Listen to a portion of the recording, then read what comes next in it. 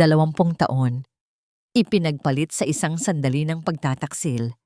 Habang tinitiis ni Maristela ang hirap sa kusina, ang asawa niyang si Adriano ay masayang nagpapakasasa sa bisig ng iba. Wala siyang alam kundi amoy isda, sabi ng lalaking binuo niya ang pagkatao. Pero hindi nila alam, ang babaeng tinatawag nilang probinsyana ang may hawak ng kanilang kapalaran. Sino ang tunay na reyna at sino ang tostadong alipin? Magsisimula na ang paniningil na walang halong ingay, ngunit dudurog sa puso. Hindi na?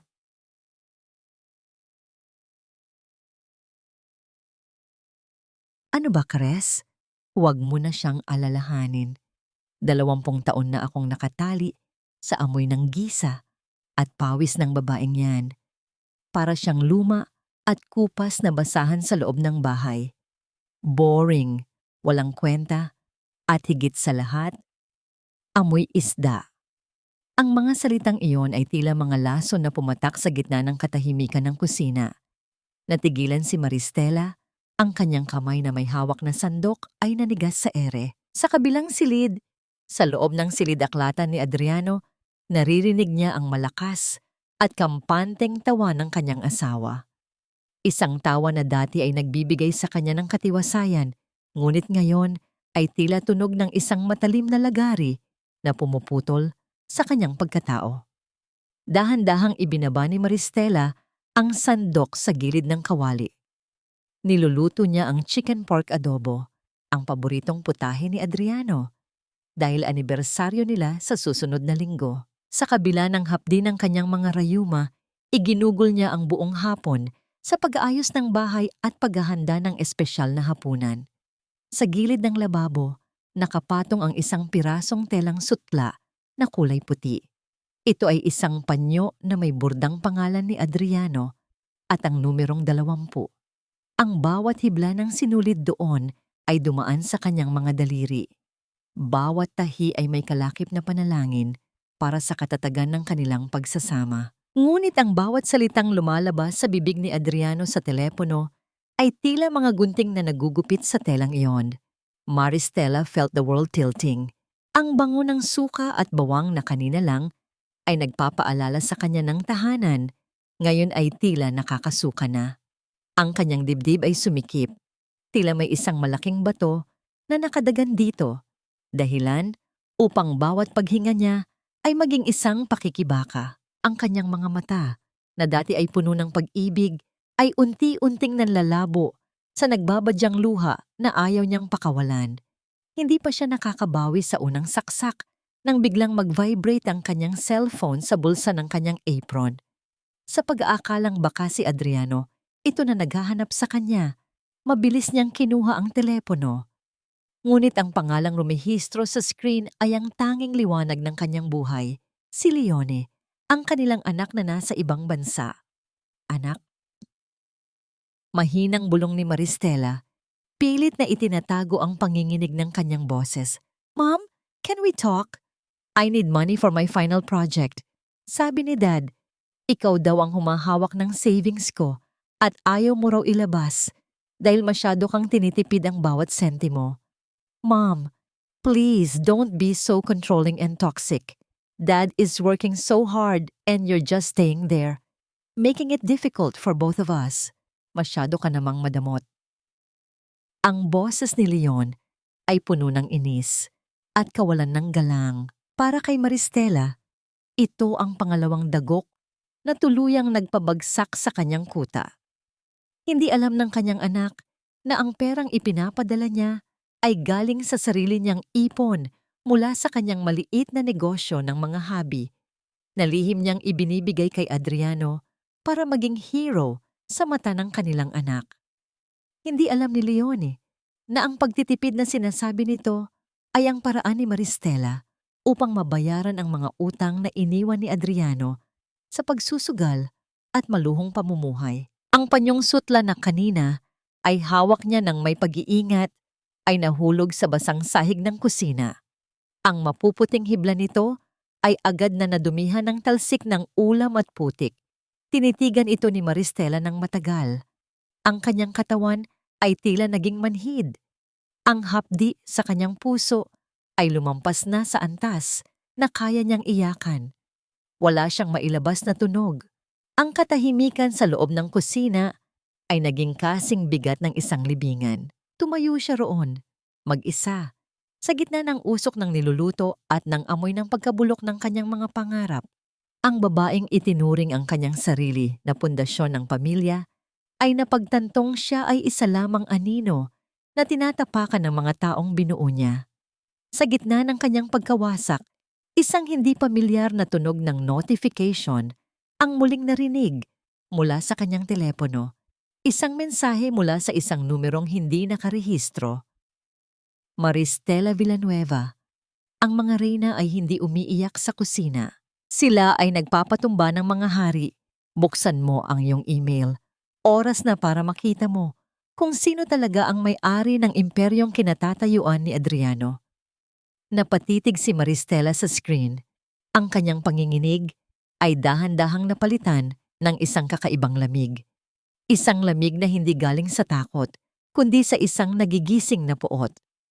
Tumingin siya sa pintuan ng silid-aklatan kung saan naririnig pa rin ang tawa ni Adriano. Paano nga ba ang pakiramdam ng isang basahang itinapon? Maristela whispered to herself in the hollow silence.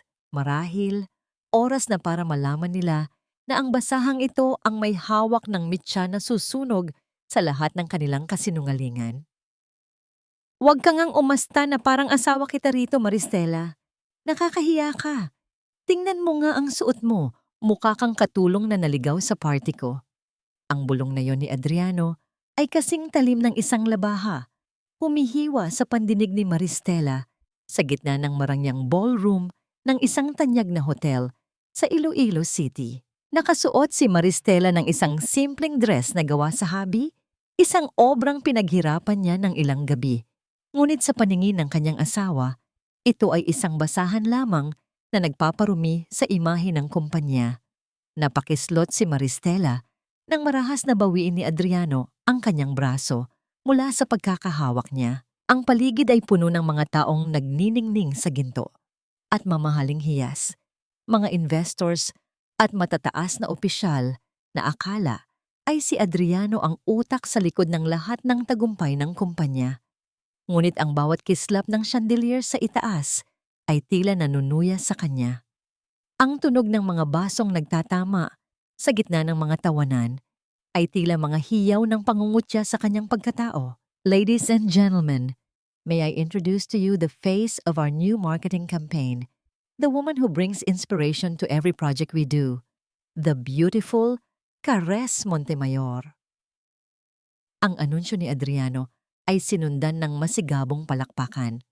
Doon, sa gitna ng entablado, lumabas ang isang batang babae na tila pinaliguan ng mga bituin.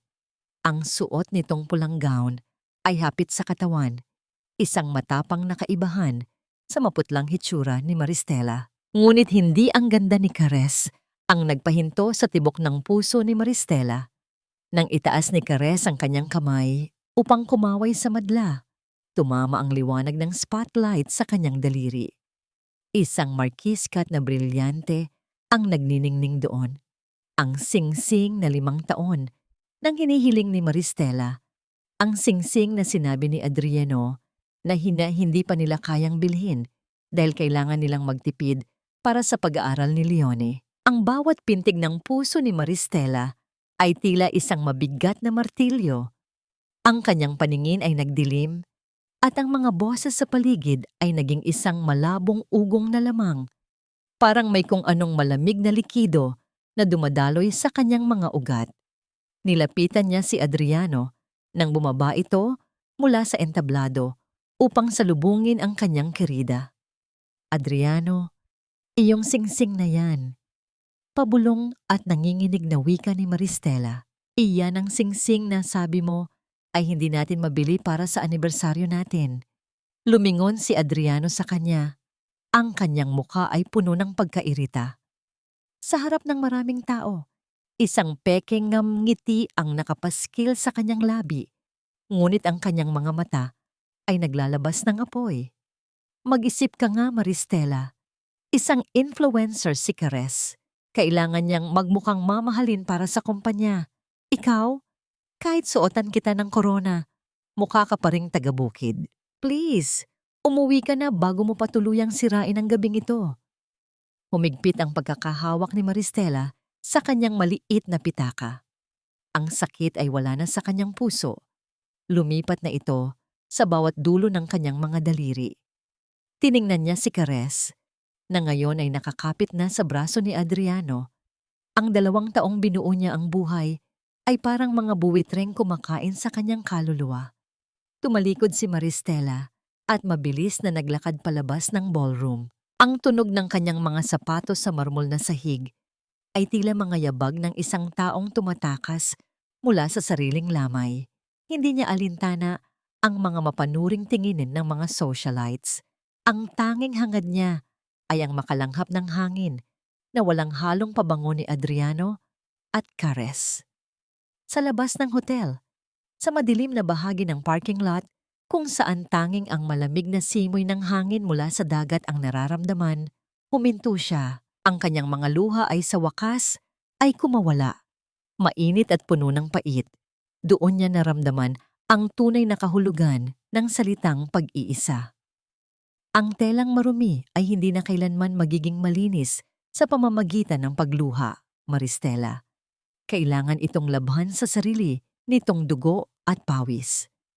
Isang malamig at pamilyar na boses ang nanggaling sa likuran ng isang itim na sasakyan. Lumitaw mula sa anino ang isang babaeng may maikling buhok, nakasuot ng formal na suit at may dalang aura ng autoridad. Si Attorney Soledad Abrenica, ang tanging tao na nakakaalam ng bawat lihim na transaksyong ginawa ni Maristela sa ilalim ng pangalang Isadora. Attorney? Sambit ni Maristela habang pinapahid ang kanyang mga luha. Hindi ngumiti si Soledad. Sa halip, binuksan niya ang kanyang hawak na leather folder at inilabas ang isang makapal na bundle ng mga dokumento. Ang tunog ng papel na nahahawakan ay tila isang babala sa gitna ng katahimikan ng gabi. Kanina pa kita pinagmamasdan sa loob. Nakita ko kung paano kanila rin nirespeto sa paraang hindi mo deserve. Maristela, ang lahat ng shares ni Adriano sa kumpanyang yan, ang bahay na tinitirhan nyo, pati ang kotseng ipinangsusundo niya sa babaeng yon.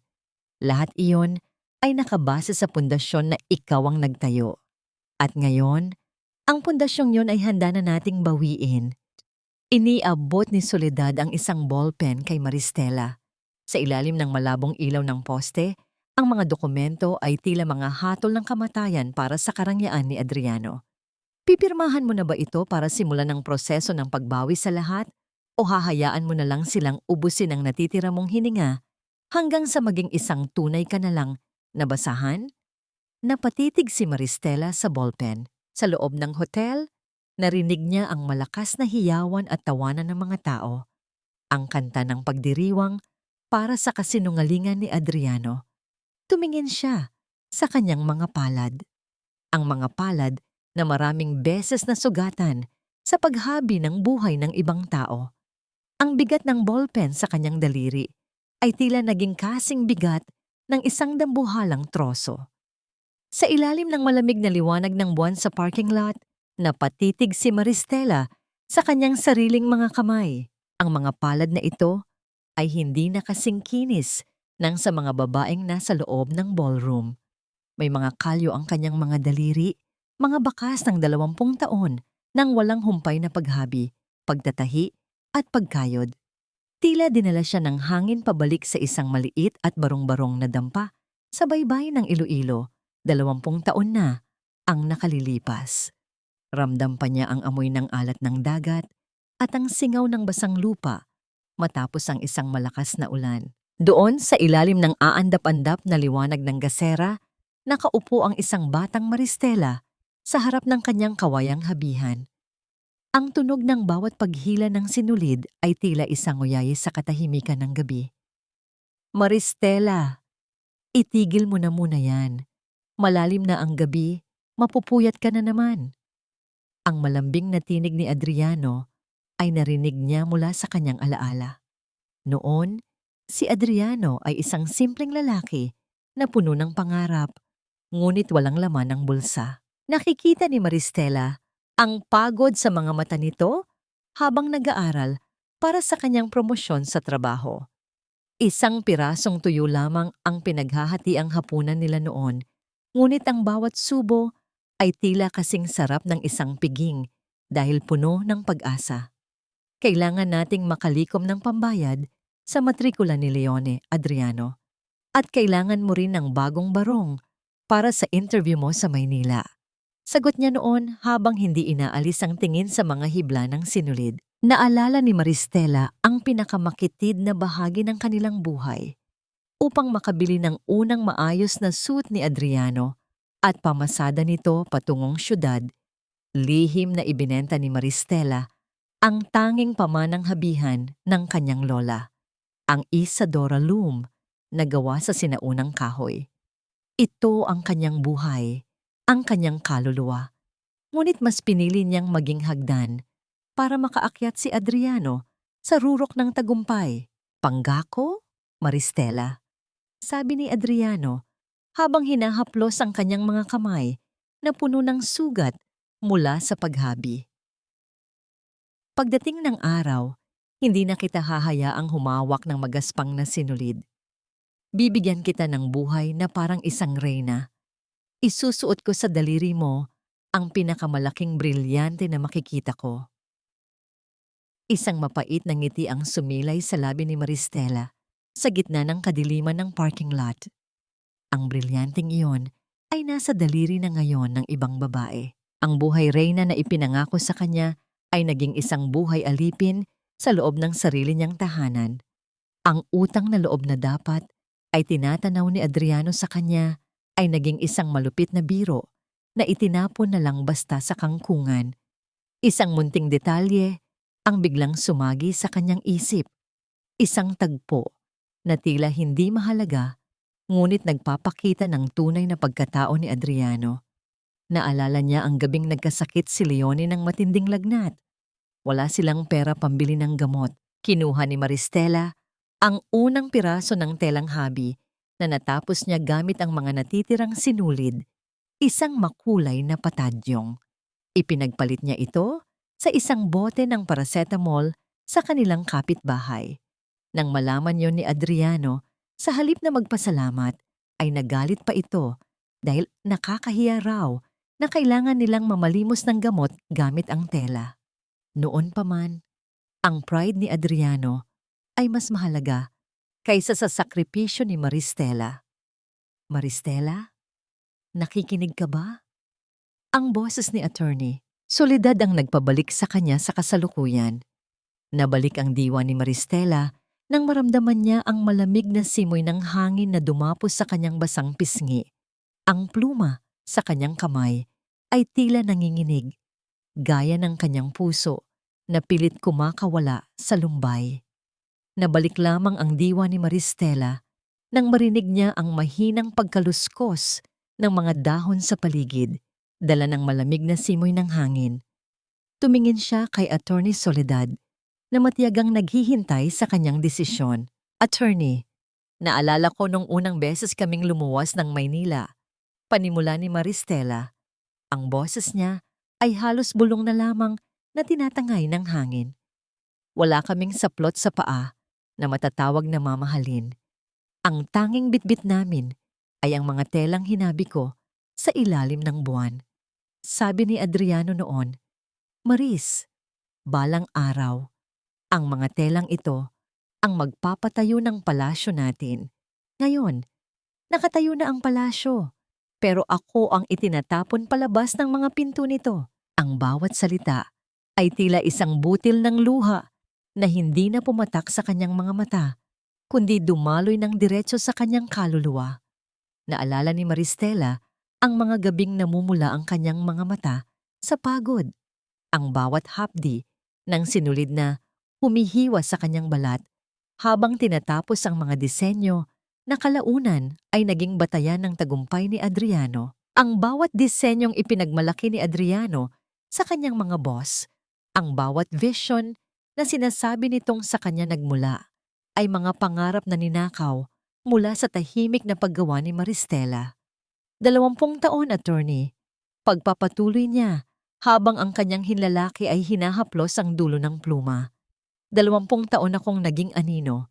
Hinayaan kong siya ang kumuha ng lahat ng papuri. Hinayaan kong maniwala ang buong mundo na siya ang henyo dahil akala ko ang tagumpay niya ay tagumpay ko rin. Akala ko sapat na ang maging pundasyon sa ilalim ng lupa kahit hindi nakikita, basta matatag ang tahanan. Ngunit ang pundasyong yon ay binalewala. Ang babaeng nagbigay ng lahat ay tinawag na amoy isda at pabigat.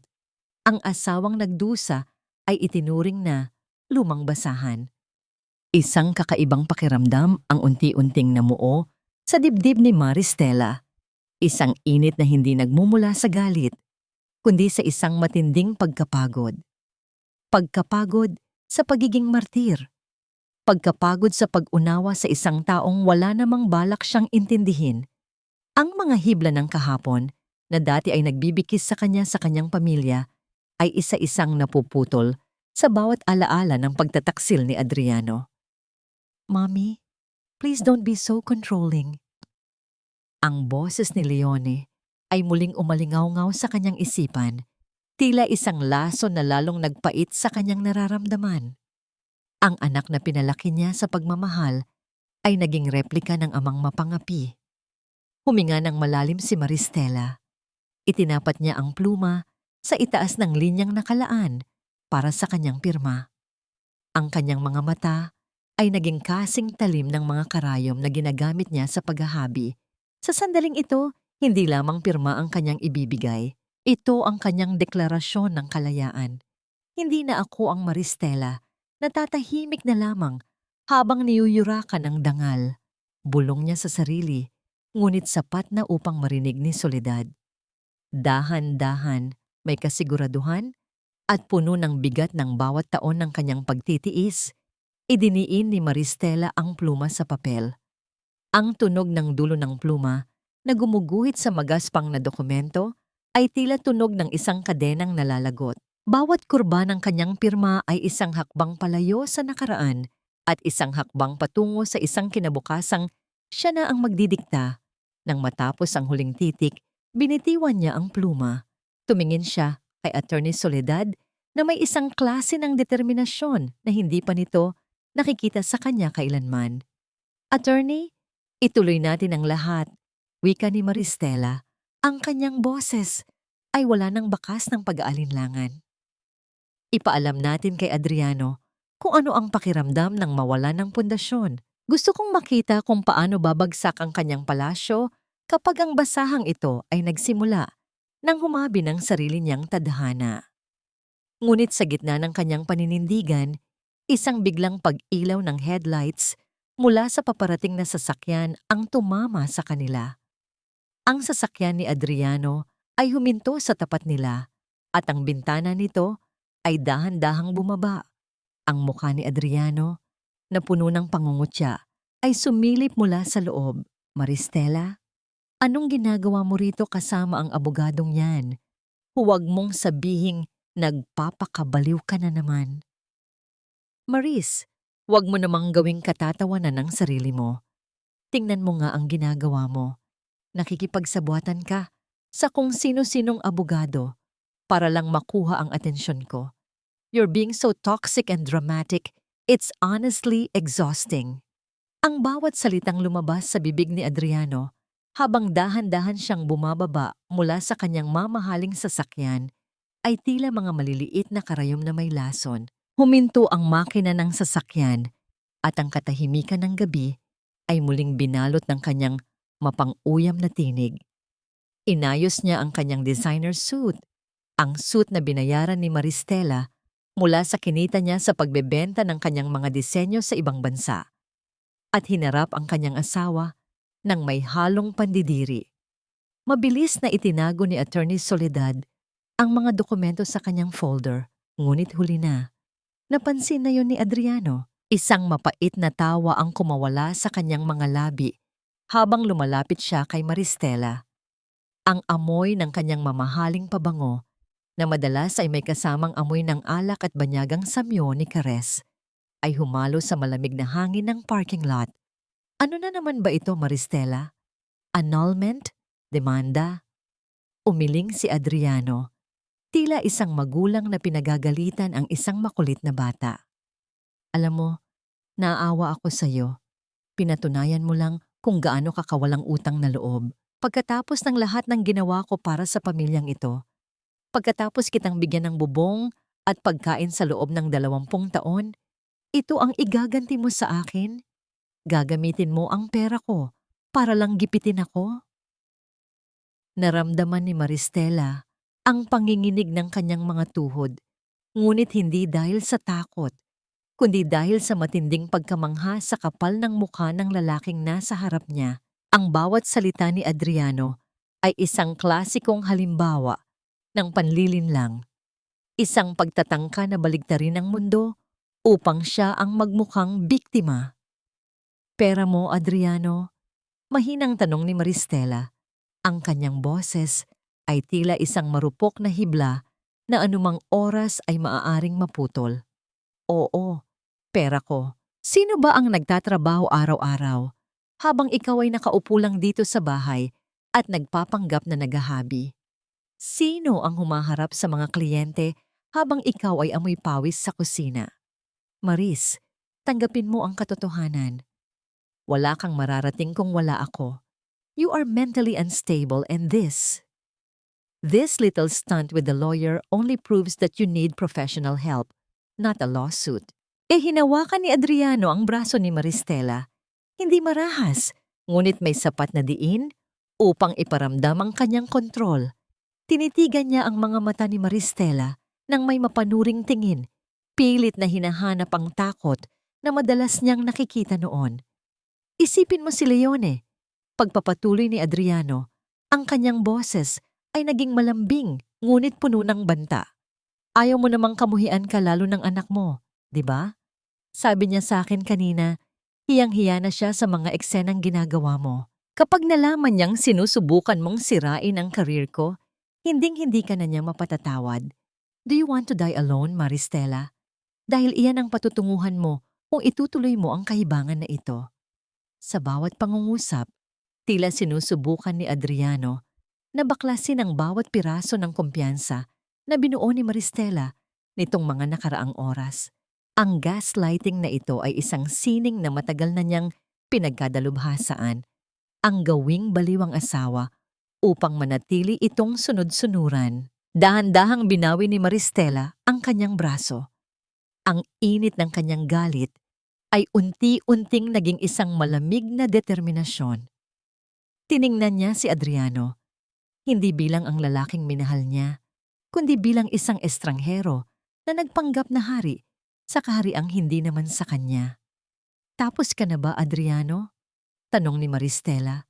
Walang emosyon ang kanyang mukha, dahil ang bawat salitang sinasabi mo ay itinatala na ng aking alaala at balang araw. Ang mga salitang yan ang magsisilbing lubid na bibigti sa iyong career. Napakunot ang noo ni Adriano. Hindi niya inaasahan ang ganitong klaseng sagot. Akala niya ay iiyak si Maristela, hihingi ng tawad at susunod muli sa kanyang mga utos. Ngunit bago pa siya makasagot, isang nakakabinging tunog ng cellphone ni Adriano ang pumutol sa tensyon. Hello, Kares? Ang boses ni Adriano ay agad na nagbago.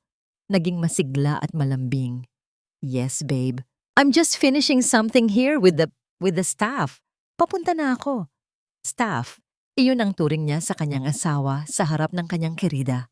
Isang empleyado na maaari niyang pagsabihan at baliwalain. Huling pagkakataon na ito, Maristela. Wika ni Adriano habang pabalik sa kanyang sasakyan. Umuwi ka na. Maglinis ka ng bahay at kalimutan mo ang lahat ng ito. Dahil bukas, ililipat ko na ang natitirang mga gamit ko. At huwag kang magkakamaling harangan ako dahil baka malimutan ko na naging asawa kita. Mabilis na pinaandar ni Adriano ang sasakyan at ang tunog ng gulong na kumakaskas sa semento ay tila isang insulto na iniwan niya sa hangin.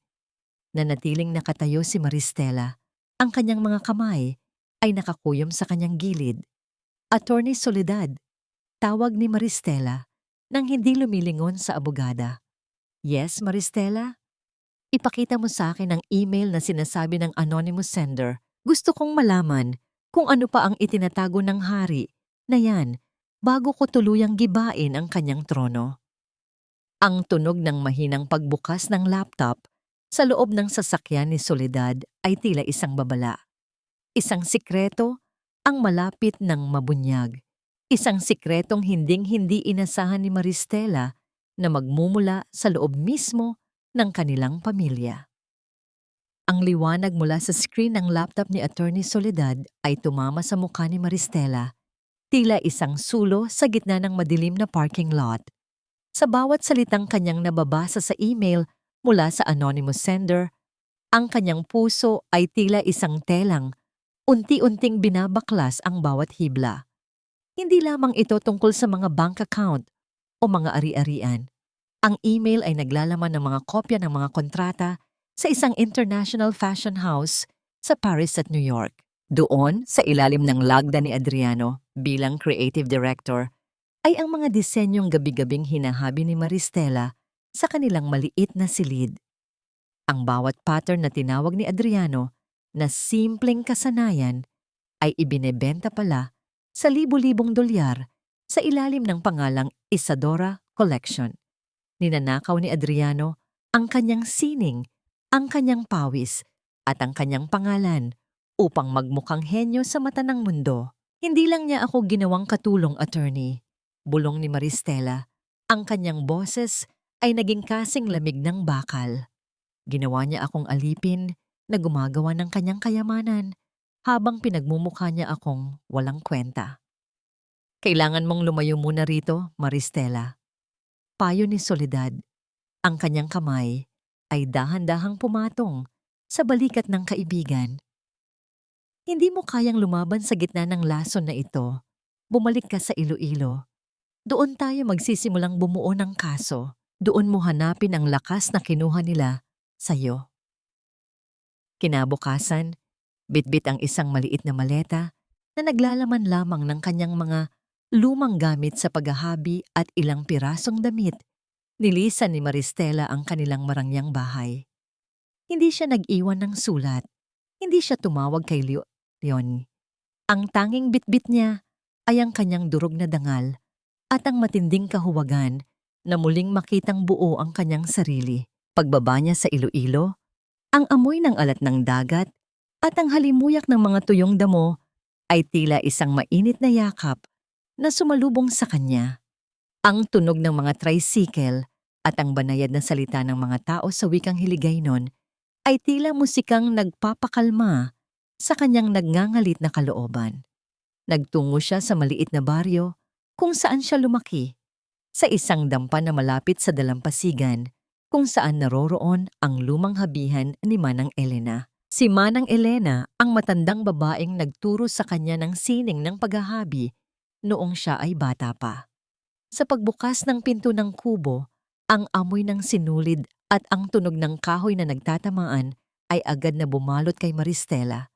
Doon, nakaupo ang matandang babae. Ang mga mata ay malabo na, ngunit ang mga kamay ay tila may sariling isip sa bilis ng paggalaw. Maristela, bumalik ka, wika ni Manang Elena. Hindi man lang tumitingin ngunit alam na kung sino ang dumating. Manang, wala na po akong matakbuhan, hikbi ni Maristela habang lumuluhod sa paanan ng matanda. Ang lahat ng hinabi ko para sa pamilya ko, naging abo na. Hininto ni Manang Elena ang paggalaw ng habihan.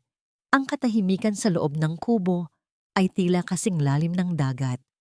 Hinaplos ng matanda ang magaspang na buhok ni Maristela. Ang tela, kapag napunit, ay maaaring tahiin muli. Pero ang sinulid na mahina, kailangang palitan ng mas matibay. Maristela, ang iyong mga kamay ay hindi para sa pagpunas ng luha ng ibang tao. Ang mga kamay na ito ay para sa paglikha ng sarili mong mundo. Halika, umupo ka rito. Simulan nating muli ang paghabi, hindi para sa kanila, kundi para sa iyo. Sa sumunod na mga araw, ang bawat hila ng sinulid ay naging isang panalangin para kay Maristela.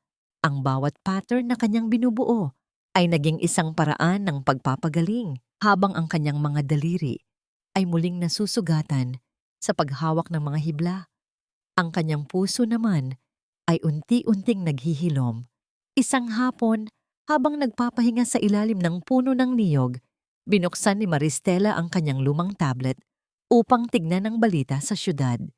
Ang kanyang mga mata ay nanlaki nang makita ang isang headline sa isang international lifestyle magazine. The Mystery of Isadora, the Ghost Designer Who Conquered the World. Sa ilalim ng artikulo, may isang larawan ng isang telang hinabin ni Sianim, 10 taon na ang nakalilipas. Isang disenyong tinawag niyang luha ng ina. Ayon sa balita, ang Isadora ay isa na palang global sensation na nagkakahalaga ng milyon-milyon at si Adriano Siriaco ang kinikilalang may-ari nito. Ngunit may isang detalye sa dulo na nagpatigil sa paghinga ni Maristela. May isang kolektor sa Europa na nagsasabing ang bawat tunay na hibla ng Isadora ay may lihim na selyo na tanging ang tunay na manghahabi lamang ang nakakaalam. Isang selyo na hindi kailanman mapapantayan ng kahit anong makina o kasinungalingan. Naramdaman ni Maristela ang isang kakaibang lakas na dumadaloy sa kanyang mga ugat. Tumingin siya sa kanyang mga kamay na puno ng kalyo. Hindi siya mahirap, hindi siya walang kwenta. Siya ang may-ari ng imperyong kinatitirikan ni Adriano. At ang selyong iyon, ang lihim na selyo na yon, ang magiging susi sa pagbagsak ng lalaking nagnakaw ng kanyang buhay. Huwag kang lilingon, Maristela. Kung gusto mong mabuhay at mabawi ang lahat ng sayo, makinig ka lang sa mga sasabihin ko. Ang tinig na yon ay kasing talim ng isang bubog na tumusok sa katahimikan ng loob ng katedral ng Jaro sa Iloilo. Nakaluhod si Maristela sa harap ng altar. Ang kanyang mga kamay ay mahigpit na nakahawak sa isang rosaryo habang ang usok ng mga kandila ay dahan-dahang sumasayaw sa paligid. Ang halimuyak ng mga sariwang liryos at ang amoy ng lumang kahoy ng simbahan ay tila naging mapait sa kanyang pangamoy nang maramdaman niya ang presensya ng babaeng naupo sa bangko sa likuran niya. Hindi kailangang lumingon ni Maristela upang malaman kung sino ito. Ang bango ng mamahaling pabango na amoy rosas at prutas ay sapat na upang makilala niya si Ceres Montemayor. Isang mapait na ironya ang bumalot sa sandaling iyon. Ang legal na asawa at ang kirida, magkasama sa bahay ng Diyos, ngunit pinaghihiwalay ng isang malalim na bangin ng pagtataksil. Naramdaman ni Maristela ang mabilis na pagtibok ng kanyang puso. Tila isang ibon na pilit kumakawala sa kanyang dibdib. Ang kanyang mga daliri ay nanlamig at ang kanyang lalamunan ay tila tinikala ng tuyong alikabok. Sa bawat paghinga niya, nararamdaman niya ang bigat ng lahat ng panlalait na tinanggap niya dahil sa babaeng ito. Ngunit may kung anong kakaiba sa boses ni Ceres. Wala itong bakas ng pagmamayabang na narinig niya sa party noong nakaraang linggo. Ang boses nito ay nanginginig, puno ng takot na pilit itinatago. Bakit ka narito, Ceres? Mahinang tanong ni Maristela, hindi inaalis ang tingin sa nagliliyab na mga kandila sa harap. Hindi pa ba sapat ang nakuha mo sa akin? Ang asawa ko, ang anak ko, ang dangal ko, ano pa ang gusto mo? Hindi ako narito para humingi ng tawad dahil alam kong wala akong karapatan. Bulong ni Ceres at narinig ni Maristela ang mahinang kaluskos ng tela. Tila inaayos nito ang kanyang belo upang hindi makilala. Narito ako dahil pareho tayong bilanggo, Maristela. Akala ko ako ang panalo.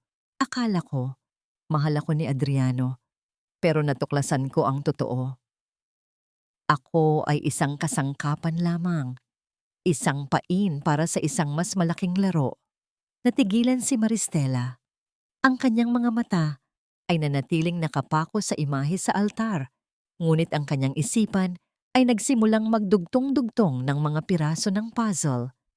Anong ibig mong sabihin? Ang kumpanya, Ang proyektong The Peak. Hindi yon para kay Adriano. Patuloy ni Cares. Ang kanyang boses ay naging mas mabilis, tila hinahabol ng oras. Inutusan ako ng pinsan ni Adriano, si Roberto. Siya ang utak sa likod ng lahat. Pinaglapit niya kami ni Adriano para sirain ang focus nito, para ubusin ang yaman niyo, at para sa huli, siya ang kukuha ng kontrol sa lahat ng shares ng Isadora. Pero hindi nila alam na buntis ako, Maristela. At nang malaman iyon ni Adriano kaninang umaga, ang tanging sinabi niya ay, itapon ko ang bata dahil sisirain nito ang karir niya. Isang malamig na kilabot ang gumapang sa likuran ni Maristela. Ang kalupitan ni Adriano ay tila wala ng hangganan. Kahit ang sarili nitong dugo at laman ay ituturing nitong basura kung hahadlang ito sa kanyang ambisyon. Naramdaman ni Maristela ang isang matinding habag. Hindi para kay Cares bilang kerida, kundi para kay Cares bilang isang babaeng nilapastangan din ang pagkatao. Bakit mo ito sinasabi sa akin? Tanong ni Maristela. Dahil ikaw lang ang may kapangyarihang magpabagsak sa kanila. Wika ni Cares. Narinig ni Maristela ang marahas na paghinga nito. Tila pinipigilan ang pag-iyak.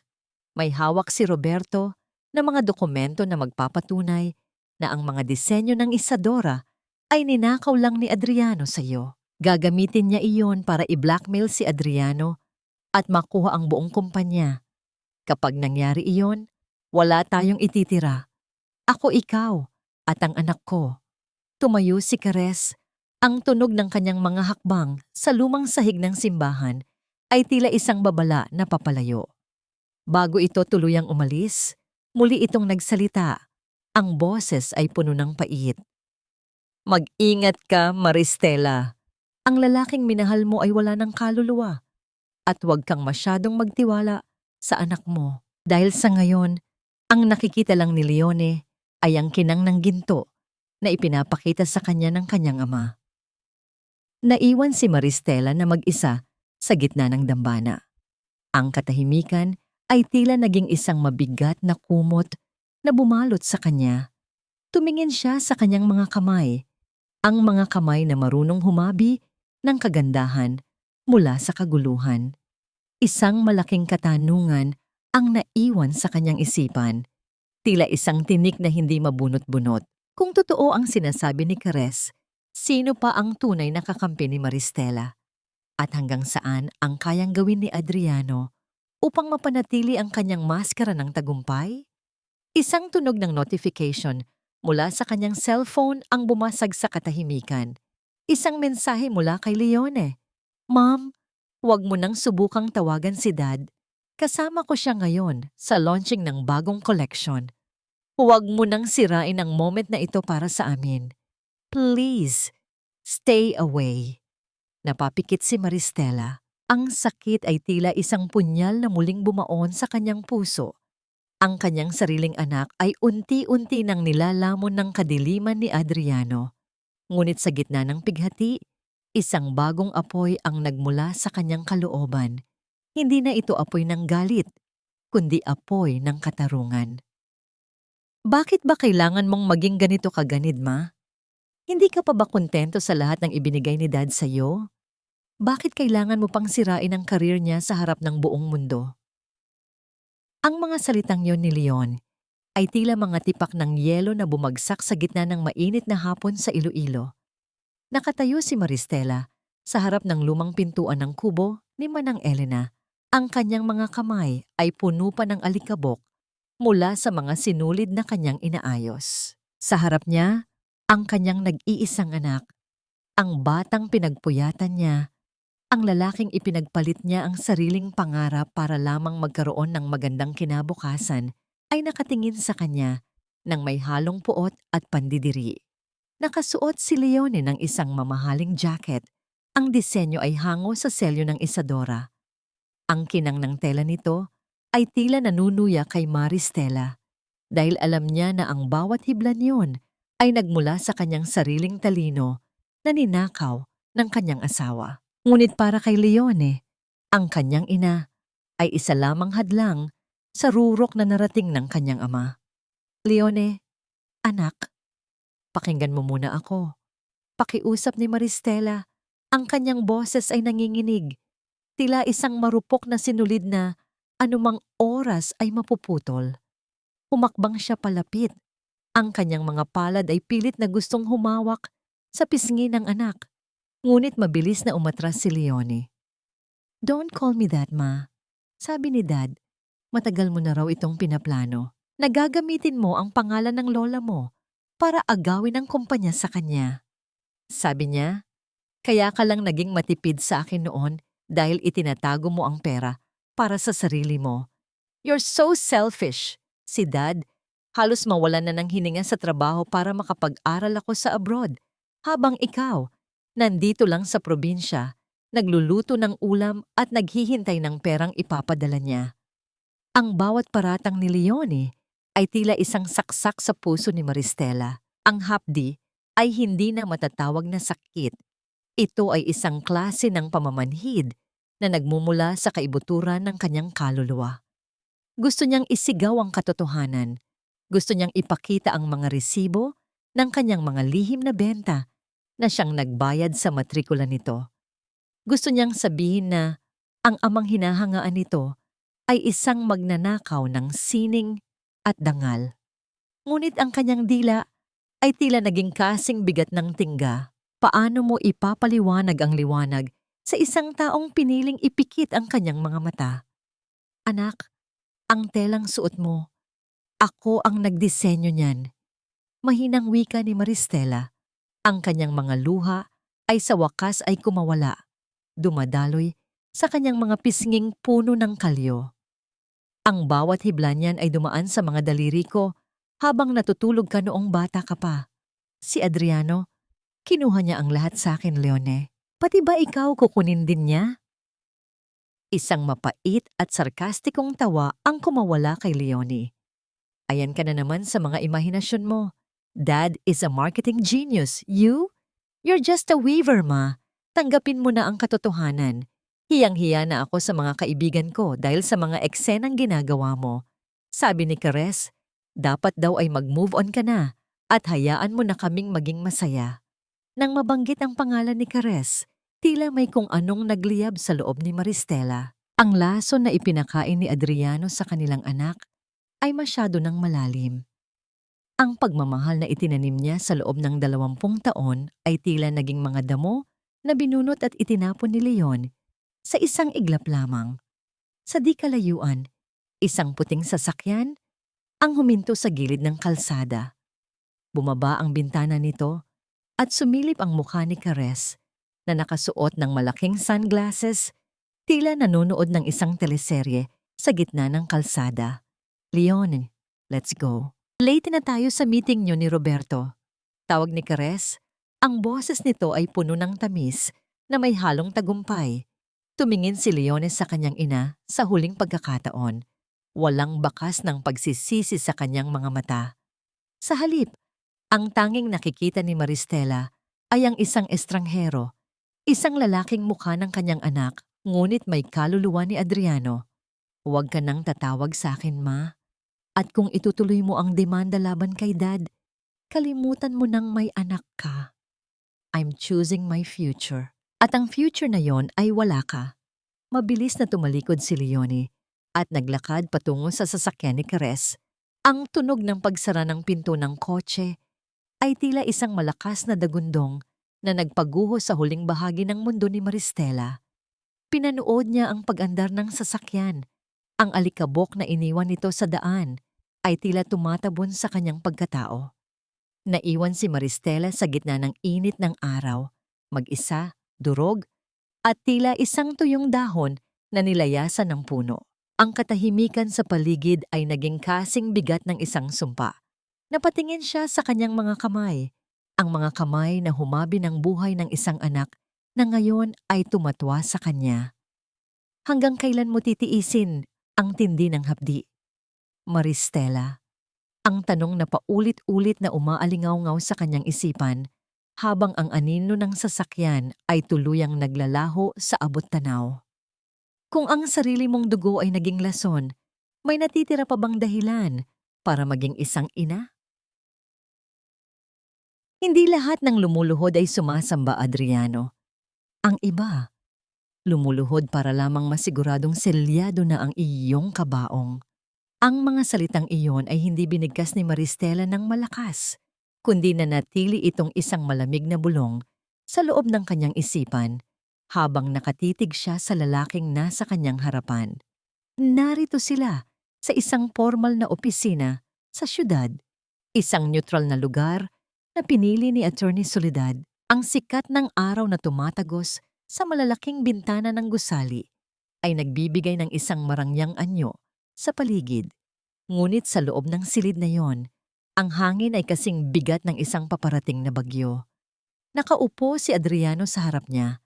Ang kanyang postura ay puno pa rin ng kayabangan, ngunit may bahid na ng pagod ang kanyang mga mata. Ang proyektong The Peak ay unti-unti nang nagkakaproblema. Dahil sa mga lihim na hakbang ni Soledad, nagsimula ng mag-alinlangan ang mga bangko at kailangan ni Adriano ng isang mabilis na solusyon upang hindi gumuho ang kanyang pinapangarap na tore. Ano itong naririnig ko kay Soledad, Maristela? Tanong ni Adriano. Ang kanyang boses ay tila isang utos na binalutan ng pekeng pag-aalala. Sinasabi niya na handa ka raw bitawan ang mga reklamo mo at maging investor pa sa The Peak. Nagising ka na ba sa katotohanan na hindi mo ako kayang talunin? Dahan-dahang itinaas ni Maristela ang kanyang paningin. Sa loob ng ilang araw sa Iloilo, tila nagbago ang kanyang aura. Wala na ang takot at ang pagiging martir. Ang kanyang mukha ay tila isang telang hinabi ng mahigpit. Walang butas, walang puwang, para sa kahinaan. Pagod na ako sa gulo, Adriano. Mahinang sagot ni Maristela. Ang boses niya ay walang emosyon, tila isang patag na kalsada sa gitna ng disyerto. Gusto ko lang na maging maayos ang kinabukasan ni Leone. Sabi mo, ang proyektong ito ang magbibigay sa kanya ng lahat.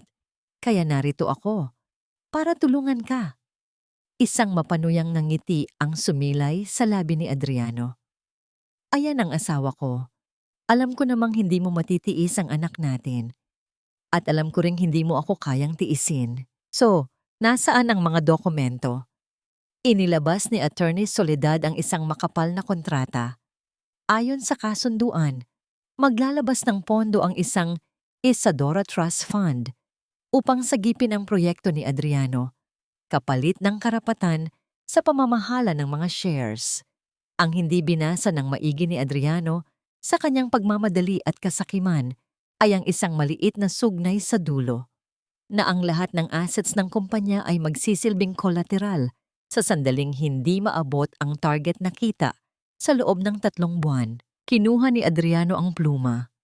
Ang tunog ng dulo ng panulat na gumagasgas sa papel ay tila isang kanta ng tagumpay sa kanyang pandinig. Hindi niya alintana ang malamig na titig ni Maristela. Ang nasa isip niya ay ang milyon-milyong kikitain niya at ang buhay na pagsasaluan nila ni Cares sa ibabaw ng kanyang bagong tore. Selyado na ang kasunduan, Maristela. Wika ni Adriano matapos pirmahan ang huling pahina. Huwag kang mag-alala. Hindi ko naman kayo pababayaan ni Leone. Bibigyan kita ng buwanang allowance, sapat na para makabili ka ng mga sinulid mo doon sa probinsya. Tumayo si Maristela. Lumapit siya kay Adriano, isang huling pagkakataon na mapalapit sa lalaking naging mundo niya sa loob ng 2 dekada. Dahan-dahan niyang inayos ang kwelyo ng polo ni Adriano. Isang galaw na dati ay puno ng pagmamahal, ngunit ngayon ay tila isang ritual ng pamamaalam. Sana ay maging masaya ka sa binuo mong palasyo, Adriano. Bulong ni Maristela, ang kanyang mga daliri ay bahagyang dumampi sa leeg ng asawa. Dahil ang bawat bato na inilagay mo doon ay may katumbas na luha mula sa akin. At ang mga luhang iyon, sila ang magiging anay na uubos sa pundasyon mo. Napakunot ang noo ni Adriano. Tila may naramdamang kaba sa lamig ng boses ni Maristela. Ngunit bago pa siya makapagsalita, ay tumalikod na ang kanyang asawa. Sa paglabas ni Maristela ng silid, isang mensahe ang pumasok sa kanyang cellphone mula kay Soledad. Ang bitag ay nakakasana. Bukas, magsisimula na ang pag-atras ng mga contractors. Ngunit sa gitna ng kanyang paglalakad sa lobby ng gusali, isang pamilyar na boses ang tumawag sa kanya. Isang boses na hindi niya inaasahan na maririnig sa sandaling iyon. Ma, anong ginagawa mo rito? Bakit mo kasama ang abogado ni Dad? Si Leone. Nakatayo ito sa tapat ng elevator. Ang muka ay puno ng paghihinala at kalituhan. Ang kanyang anak ay tila isang pader na muling humaharang sa landas ni Maristela patungo sa katarungan. Ngayong gabi, hindi lang natin itinatayo ang pinakamataas na gusali sa Iloilo. Itinatayo natin ang simbolo ng tagumpay, ng pagsisikap at ng aking pangalan, ang Adriano Chiriaco Tower. Ang boses ni Adriano ay umalingaw-ngaw sa buong Grand Ballroom, puno ng pagmamalaki at kapangyarihan. Sa ilalim ng mga dambuhalang chandelier, ang bawat kislap ng kristal ay tila sumasalamin sa kinang ng kanyang tagumpay. Hawak niya ang isang baso ng mamahaling champagne, nakatayo sa gitna ng entablado, habang ang mga kamera ng media ay walang humpay sa pagkuha ng kanyang larawan. Sa kanyang tabi, nakangiti ng matamis si Caress, suot ang isang gown na kasing kislap ng mga pangarap na ninakaw nila mula sa isang tahimik na manghahabi. Ngunit sa gitna ng selebrasyon, bumukas ang malalaking pinto ng ballroom. Hindi ito naging marahas, ngunit ang katahimikang dala ng pagpasok ng isang babae ay sapat na upang mapatigil ang tugtog ng biolin. Naglakad si Maristela sa gitna ng pasilyo. Wala siyang suot na mamahaling hiyas, ngunit ang kanyang suot na modernong Filipiniana na gawa sa purong hablon mula sa Iloilo ay naglalabas ng isang aura na hindi kayang bilhin ng ginto. Sa likuran niya, tila isang anino ng katarungan ay si Attorney Soledad Abrenica. Napatitig si Adriano, ang kanyang baso ay bahagyang nanginig. Maristela, anong ginagawa mo rito? Sabi ko sa'yo, manatili ka na lang sa probinsya at hintayin ang allowance mo. Hindi sumagot si Maristela. Sa halip tumayo siya sa paanan ng entablado at tiningnan ng kanyang asawa, ang lalaking akala niya ay kanyang sandigan, ngunit naging kuta pala ng kasinungalingan. Inilabas ni attorney. Soledad ang isang dokumento at iniabot ito sa kinatawan ng bangko na naroon din sa pagtitipon. Mr. Kiriaco? Ang boses ni Soledad ay malamig at malinaw. Tila isang hatol na pinuputol ang kagalakan ng gabi. Dahil sa hindi pagbabayad ng kumpanya sa mga contractor sa itinakdang oras ngayong hapon at base sa kontratang pinirmahan mo noong nakaraang linggo, ang lahat ng iyong assets, pati ang proyektong The Peak at ang kumpanyang Isadora, ay formal na ng kinukuha ng Isadora Trust Fund. Ang bulungan sa paligid ay naging isang malakas na ugong. Ang mga investors ay nagsimulang mag-alangan at ang mga reporter ay mabilis na itinutok ang kanilang mga mikropono kay Adriano. Anong kalokohan ito? Sigaw ni Adriano. Ang kanyang mukha ay naging kasing puti ng papel. Ako ang may-ari ng Isadora. Ako ang nagtatag nito. Ikaw ang nagtatag ng pangalan. Adriano, wika ni Maristela. Ang kanyang boses ay nangingibabaw sa ingay ng silid. Pero ang bawat sentimo na ginamit mo, ang bawat disenyong ibinenta mo, at ang lupang kinatatayuan ng toring ito ay sa akin. Ako ang Isadora Trust. Ako ang mga habi na itinuring mong basahan, ngunit ngayon ay siyang lulunod sa iyo sa sarili mong kasakiman.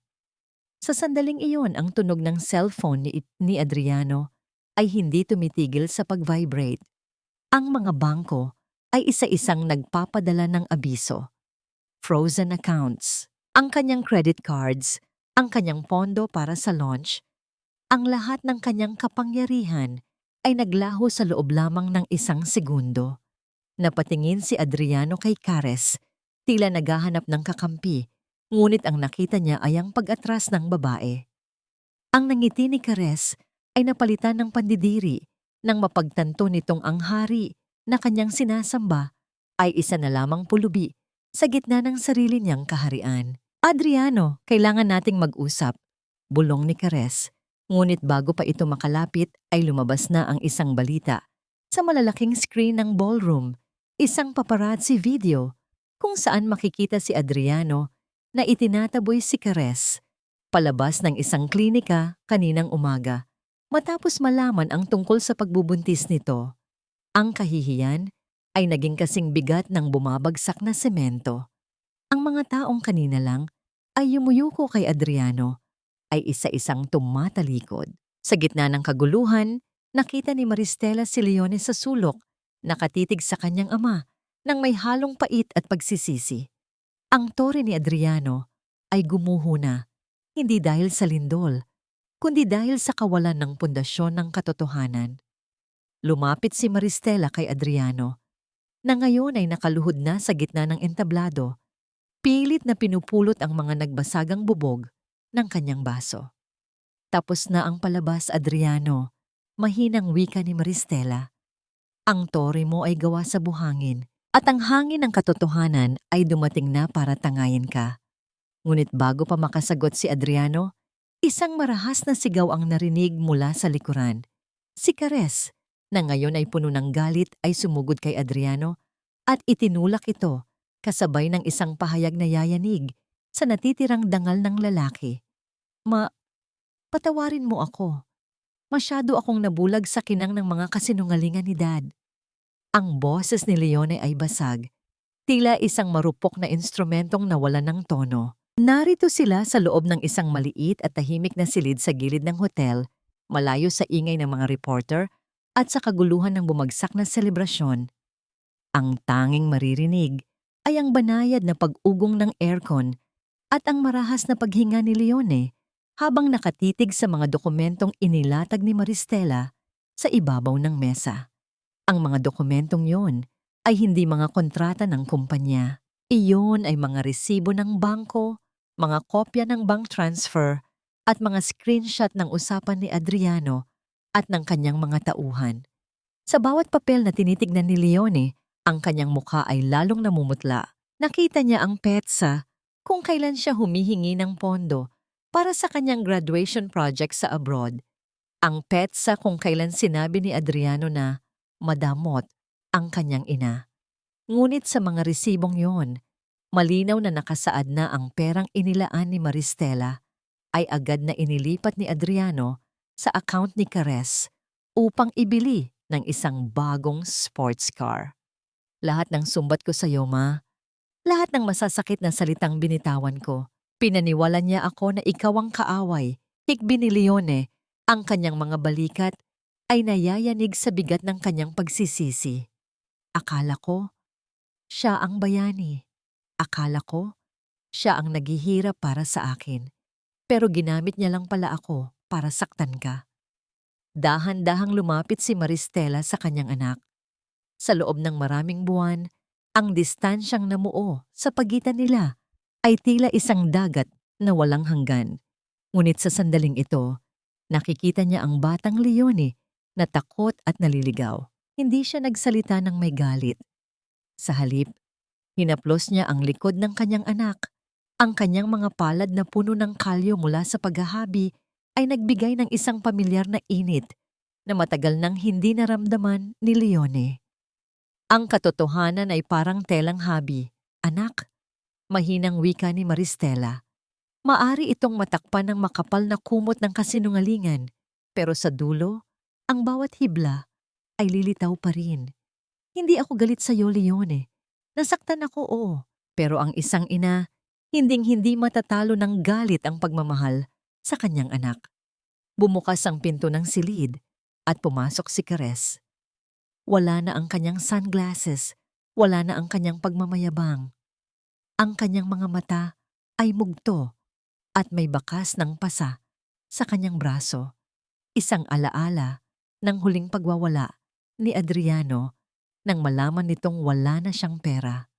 Leone, Maristela, narito ako para tapusin na ang lahat. Wika ni Cares, ang boses niya ay mahina, ngunit may determinasyon. Lahat ng sinabi ko sa iyo noon, Leone, tungkol sa pagiging madamot ng mami mo, Lahat iyon ay idinikta ni Adriano. Pinagbantaan niya ako na ititigil niya ang suporta sa pamilya ko kung hindi ako susunod. Adriano is not a marketing genius. He is a master of manipulation. At ako ang naging kasangkapan niya para sirain ang babaeng mas higit pa sa kanya. Tumingin si Cares kay Maristela, isang tingin na puno ng hiya at pagkilala sa lakas ng kapwa babae.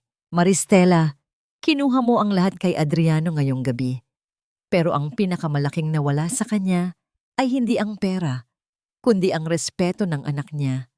At iyon ang pinakamasakit na karma na matatanggap niya. Nang umalis si Cares, muling binalot ng katahimikan ng silid. Lumuhod si Leone sa harap ng kanyang ina.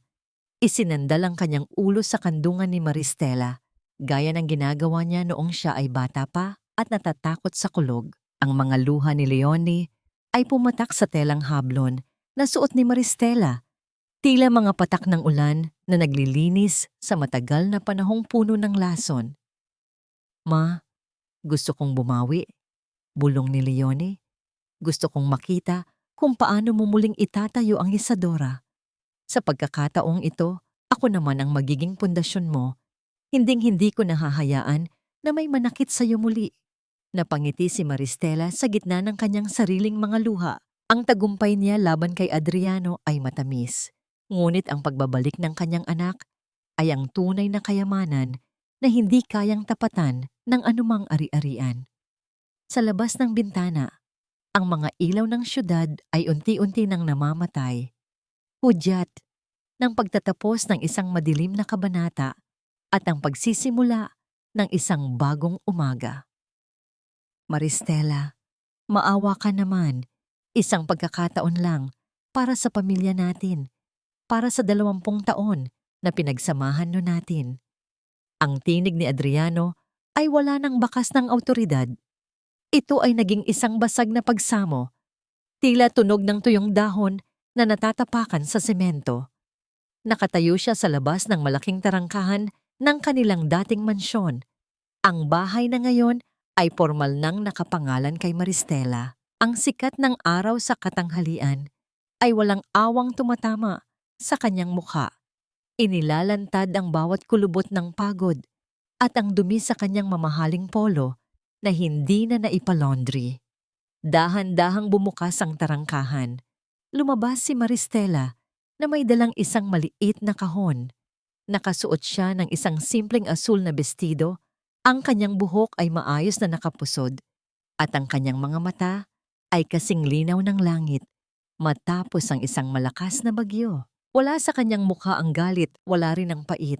Ang tanging naroon ay isang malalim at nakabibinging katahimikan. Adriano, wala nang tayo. Mahinang sagot ni Maristela. Ang bawat salita niya ay kalmado, ngunit bawat isa ay tila isang pader na itinatayo sa pagitan nila. Ang pamilyang sinasabi mo ay ikaw mismo ang bumuwag noong gabing mas pinili mong tawagin akong basahan sa harap ng ibang tao. Nagkamali ako, Maris. Nadala lang ako ng ambisyon ng mga taong nakapaligid sa akin. Akmang hahawakan ni Adriano ang kamay ni Maristela, ngunit mabilis itong umiwas. Gusto kong bumawi. Maaari nating simulan muli sa Iloilo. Doon sa lumang habihan. Magtatrabaho ako. Kahit ano gagawin ko, basta huwag mo lang akong iwan ng ganito. Wala na akong matakbuhan. Si Roberto, tinalikuran ako. Si Cares, idinimanda ako. Ikaw na lang ang meron ako, Maris. Tiningnan ni Maristela ang lalaking dati ay itinuring niyang mundo. Ang masakit na katotohanan ay hindi na siya nasasaktan. Ang makita si Adriano na ganito kahina ay hindi nagbibigay sa kanya ng ligaya, kundi isang matinding habag para sa isang taong nawalan ng kaluluwa dahil sa pilak. Hindi mo ako meron, Adriano, wika ni Maristela habang binubuksan ang kahon na dala niya. Dahil ang Maristela na minahal mo noon ay matagal mo nang pinatay. Ang babaeng nasa harap mo ngayon ay ang babaeng binuo ko mula sa sarili kong mga sugat. Inilabas ni Maristela mula sa kahon ang isang pirasong telang puti. Ito ang panyong sutla mula sa unang kabanata. Ang panyong may burdang pangalan ni Adriano at ang numerong 20. Ngunit ang telang ito ay marumi na. May mga mantsa ng adobo at alikabok mula sa sahig ng kusina kung saan ito nahulog noong gabing nadurog ang kanyang puso. Naalala mo ba ito? Tanong ni Maristela. Ito ang 20 taon na sinasabi mo.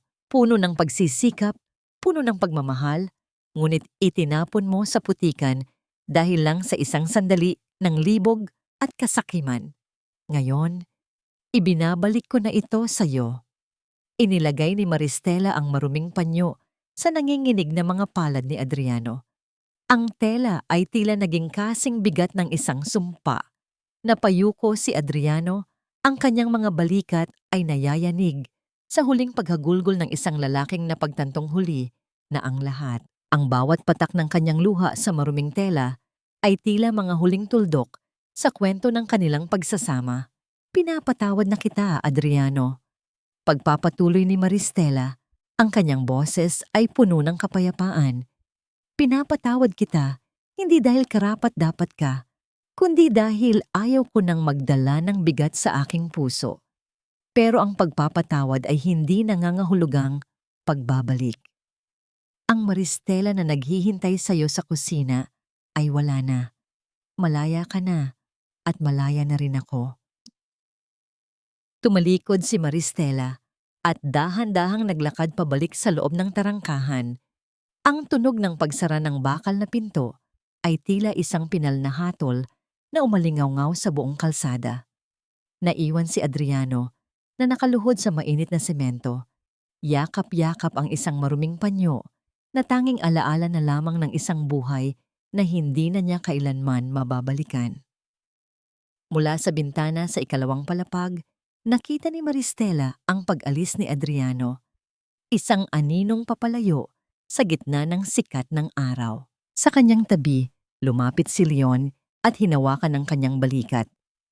Ma, handa na ang mga gamit natin para sa paglipad patungong Paris bukas, wika ni Leone.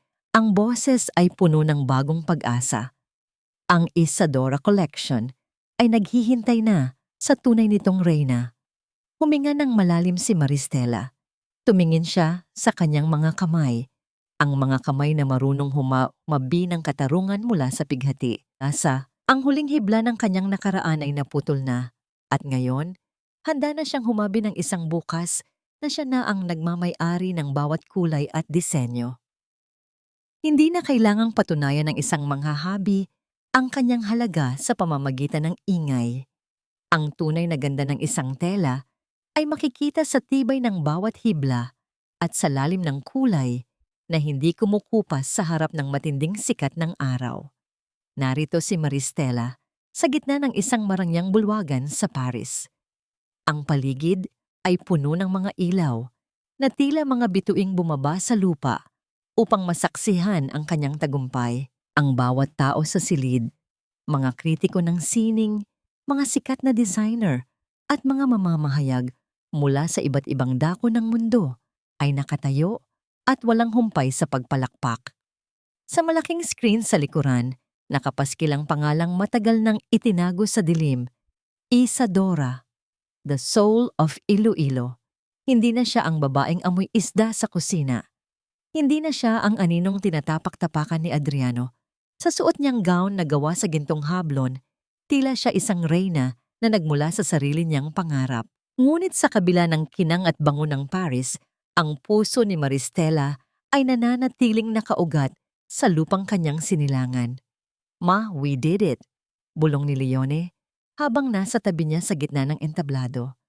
Ang kanyang anak ay hindi na ang batang naligaw ng landas. Siya na ngayon ang kanang kamay ni Maristela, ang tagapangalaga ng kanilang legacy. Sabi ng mga organizers, ang Isadora ang pinakamatagumpay na collection sa kasaysayan ng Fashion Week na ito. Ngumiti si Maristela, isang ngiting puno ng katahimikan. Hindi ito tagumpay ng pera, Leone. Ito ay tagumpay ng bawat babaeng sinabihan na wala silang kwenta. Matapos ang ilang linggong paglalakbay sa labas ng bansa, muling bumalik si Maristela sa Iloilo. Hindi siya tumuloy sa mansyon sa syudad. Sa halip, nagtungo siya sa dalampasigan kung saan nakatayo ang bago at malawak na gusali ng Yisadora Foundation. Dito, ang tunog ng daan-daang habihan ay tila isang malakas na orkestra na nagbibigay ng buhay sa komunidad. Sa loob ng foundation, makikita ang mga kababaihang tulad niya, mga inang iniwan ng asawa, mga babaeng minaltrato, at mga biyudang nawalan ng pag-asa. Dito, itinuro ni Maristela na ang bawat sugat sa kanilang buhay ay maaaring gawing disenyo ng isang mas matibay na tela. Ang bawat hapdi ay may kapalit na dangal. Isang hapon, habang ang araw ay dahan-dahang lumulubog sa abot tanaw ng Iloilo Strait, nakaupo si Maristela sa beranda ng kanyang maliit na bahay sa tabing dagat. Ang langit ay nagkukulay kahel at lila. Tila isang dambuhalang tela na hinabi ng kalikasan. Sa kanyang tabi, nakaupo si Lola Belen, ang kanyang dating biyenan. "Maris, salamat at hindi mo ako pinabayaan." Mahinang wika ni Lola Belen habang hinahaplos ang kamay ng dating manugang. Kahit ang sarili kong anak, ay tinalikuran ako sa gitna ng kanyang pagkawasak. Ikaw pa rin ang nag-aruga sa akin. Lola, ang pamilya ay hindi lamang tungkol sa dugo o sa papel ng kakasal, sagot ni Maristela. Ang pamilya ay ang mga taong nananatili sa tabi mo kapag ang lahat ay nawala na. Pinatawad ko na si Adriano, hindi dahil sa kanya, kundi dahil ayaw kong maging bilanggo ng nakaraan. Narinig ni Maristela ang balita na si Adriano ay nasa isang malayo at maliit na bayan, namumuhay ng mag-isa at nagtatrabaho bilang isang hamak na ahente. Ang toring binuo nito sa ibabaw ng kasinungalingan ay tuluyan ng naging abo. Wala siyang balak pang lumingon muli. Tumayo si Maristela at lumapit sa kanyang sariling habihan na nasa gilid ng beranda. Hinawakan niya ang mga hibla ng sinulid na kulay asul at puti. Ang tunog ng habihan sa katahimikan ng hapon ay tila isang tibok ng puso, matatag, payapa, at puno ng pag-asa. Tapos na ang panahon ng pagdurusa. Ang telang kanyang hinahabi ngayon ay wala ng bahid ng luha. Ito ay tela ng kalayaan. Ang bawat hila ng sinulid ay isang hakbang patungo sa isang bukas na siya na ang nagmamay-ari. Sa bawat paglubog ng araw, alam ni Maristela na bukas ay may bagong umaga na hihintayin. Isang umagang puno ng kulay, respeto, at pagmamahal sa sarili. Sa gitna ng hangin na nagmumula sa dagat, dinala ang amoy ng laya. Si Maristela Isadora Villanueva ay hindi na isang biktima. Siya ang obra maestra ng kanyang sariling buhay. Ang paglubog ng araw sa dalampasigan ng Iloilo ay hindi na tanda ng pagtatapos para kay Maristela Isadora Villanueva. Sa halip, ang bawat kulay kahel at pulang guhit sa kalangitan ay tila mga hibla ng sinulid na nagpapaalala sa kanya na ang bawat dapit hapon ay may pangako ng isang mas maliwanag na umaga. Sa loob ng mahabang panahon, ang buhay ni Maristela ay idinikta ng pagnanais na masiyahan ang ibang tao. Ipinasok niya ang kanyang sarili sa isang masikip na kwadro ng pagiging martir, sa paniniwalang ang pag-ibig ay pagsasakripisyo hanggang sa wala nang matira sa sarili. Ngunit sa huli, natutunan niya na ang telang hinabi mula sa takot at pag-aalinlangan ay madaling mapunit sa harap ng katotohanan. "Ma, handa na ang hapunan. Nagluto ako ng paborito mong binakol." Ang masayang tawag ni Leone mula sa loob ng kanilang bahay. Napangiti si Maristela habang pinagmamasdan ang kanyang anak. Ang sugat sa pagitan nilang mag-ina ay hindi na mahapdi. Ito ay naging peklat na nagsisilbing paalala ng kanilang katatagan. Sa pagpapatawad ni Maristela kay Leone at sa pagpapatawad niya sa kanyang sarili, natagpuan niya ang tunay na kahulugan ng kapayapaan. Hindi ito ang kawalan ng gulo, kundi ang pagkakaroon ng lakas ng loob na tumayo sa gitna ng unos ng may taas noong dangal. Nahanap na ba niya ang kapayapaan? Oo. Ang kapayapaang yon ay hindi nanggaling sa pagbagsak ni Adriano o sa pagbawi ng kanyang yaman. Ang tunay na payapa ay naramdaman niya nang magsimula siyang huminga para sa kanyang sarili, nang ang bawat hila ng sinulid sa kanyang habihan ay hindi na para sa papuri ng asawa, kundi para sa sarili niyang kagalakan. Sa kabilang dako ng bayan, alam niyang nananatiling buhay si Adriano, ngunit hindi na ito bahagi ng kanyang mundo. Ang pagpapatawad na ibinigay niya sa dating asawa ay hindi isang paanyaya upang bumalik, kundi isang paraan upang putulin ang huling kadenang nag-uugnay sa kanya sa pait. Ang pagpapatawad ay hindi laging nangangahulugan ng pagbabalik. Kung minsan, ito ay ang marangal na pagtalikod upang ang dalawang panig ay makahanap ng sariling landas patungo sa pagsisisi at pagbabago. Ang aral na nais iwan ni Maristela sa bawat taong nakikinig sa kanyang kwento ay simple ngunit malalim. Ang pagiging mabait ay hindi kahinaan at ang pagiging mapagbigay ay hindi kamangmangan. Ngunit ang pinakamahalagang yaman na hindi dapat hayaang manakaw ng sinuman ay ang iyong pagkilala sa sariling halaga. Ang isang babae ay maaaring humabi ng mundo para sa iba, ngunit hindi niya dapat malimutan na siya mismo ang pinakamagandang obra maestra na nilikha ng tadhana. Hinawakan ni Maristela ang suot niyang panyo sa leeg.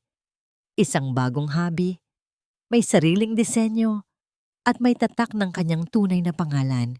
Inayos niya ang kanyang pagkakatayo, hinarapang malamig na simoy ng hangin, at dahan-dahang pumasok sa loob ng kanyang tahanan. Ang kwento ng kanyang buhay ay hindi na isang trahedya ng pagtataksil.